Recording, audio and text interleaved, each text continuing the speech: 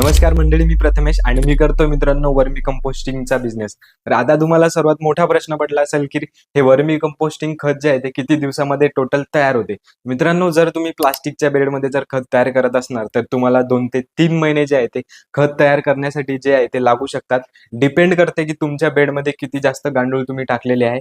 जर मित्रांनो तुम्ही एका बेडमध्ये 10 ते 15 किलो जर गांडूळ जर टाकले असतील तर अगदी 2 महिन्यामध्ये जे आहे ते प्लास्टिकच्या बेडमधलं खत जे आहे ते तयार होऊन जे आहे ते रेडी होते आणि ते तुम्ही चाळायला जे आहे ते सुरुवात करू शकता. आणि आम्ही इथं खाली बेड मारलेली आहे. तर आमच्या बेडमध्ये टोटल फक्त 500 ते 600 किलो शेण आहे आणि त्याच्यावर आम्ही मित्रांनो 10 किलो गांडूळ जे आहे ते सोडलेले आहेत. जास्त टाइम मित्रांनो या खताला तयार व्हायला लागत नाही. खूप कमी टाइम या खताला तयार व्हायला जो आहे तो लागतो. तर अगदी तुम्ही बघू शकता इथं, हे बघा, इथं आम्ही याच्यामध्ये गांडूळ जे आहे ते सोडले होते आणि आता हे तयार व्हायला सुद्धा सुरुवात झालेली आहे.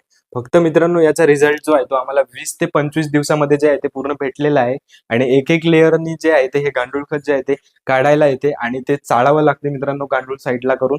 तर तो चाळणीचा व्हिडिओ पण आपण टाकणार आहे. तर बाकीची इन्फॉर्मेशन मित्रांनो आपण नेक्स्ट व्हिडिओमध्ये पाहू.